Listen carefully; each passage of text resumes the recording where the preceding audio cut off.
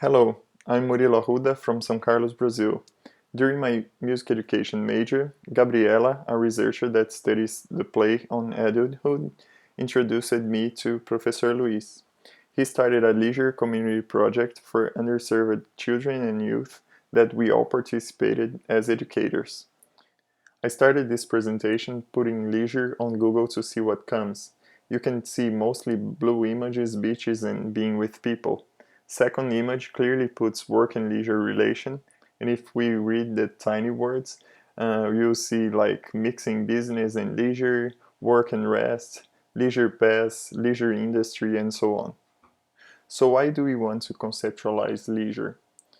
Concepts are maps, not the territory. Like any map, they are not neutral nor universal. By choosing what to emphasize, we are selecting a point of view. Maps comes from reality, but are not the reality. They are a representation, a perspective. This map is from a place at São Carlos, Brazil, where twice a week, since 2013, we meet with children to educate and be educated throughout leisure activities. Concepts or maps comes from reality and should come back to it, to better relate with that. We define leisure as a human need and a dimension of culture. Instead of defining leisure on relation to work, our experience reminded us that work is also a concept, and there are many people that may not share the same ideas on this topic.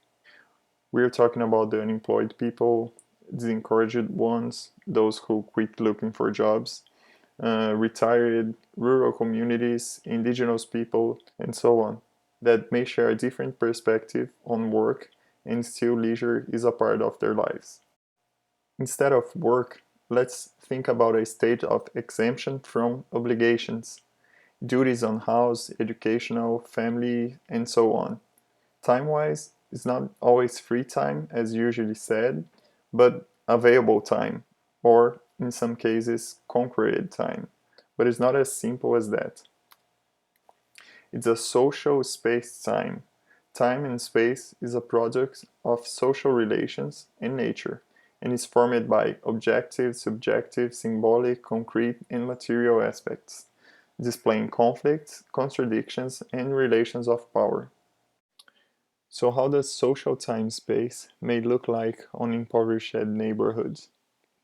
Available spaces and access to places like public transportation, accumulated obligations, distrust, the years of promise from governors, violence usually linked to drug trafficking, lack of resources, hunger, and so on. The poverty situation of the community requires greater care and responsibility from educators. In any way, it harsh displays conflicts, contradictions, and power relations involving gender, race, and class. Another aspect is intentionality, where it's not an evaluative practice from educator's perspective, but from who participates. So we are talking about involvement, being deeply engaged on the activity. However, it's not a full involvement. Ludicity comes and goes. After all, when making music or playing a game, we're not all the time connected with what we do. There are moments of tension and relaxation, submersion and emergence, engaging and detaching in the game or music making, for instance. There is a double educational aspect of leisure. First, we see leisure as a privileged mean of education. By planning, organizing, playing together, the conflicts that emerges from experience offers great opportunities for education purpose, practicing authority, respect, and so on. Second aspect is that leisure may be the content for education. Leisure is much more than what is seen on propagandas. In this sense, leisure works as a promise of better life quality, where you need to have something or be somewhere to have it, always connected to buy. So we told you that concepts should emerge and come back to the practice, right? I present a little more of our territory. On this after-school project, children and youth from 7 to 17 years old with educators together propose, plan, choose, organize, and play, discuss through leisure activities, and music is just one of them.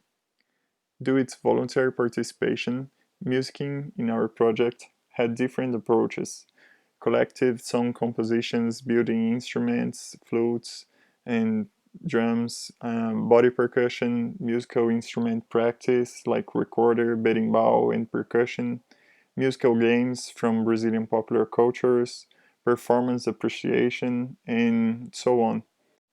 We hope this reflection upon leisure concept may help someone's practice on music education. To end this presentation, we would like to offer you a song that relates to what we are talking here. Drink is water, food is pasture. What are you thirsty of? What are you hungry of? Bebida é água, comida é pasto. Você tem sede de quê? Você tem fome de quê? We don't want just food. We want food, entertainment, and art. We don't want just food. We want a way to anywhere. A gente não quer só comida, a gente quer comida, diversão. So the message with this song is that we don't want people only to survive, but to have a decent life, to have life quality. Although we can discuss what is life quality, it can't be restricted only to a few people. And music education is a part of that. Thank you.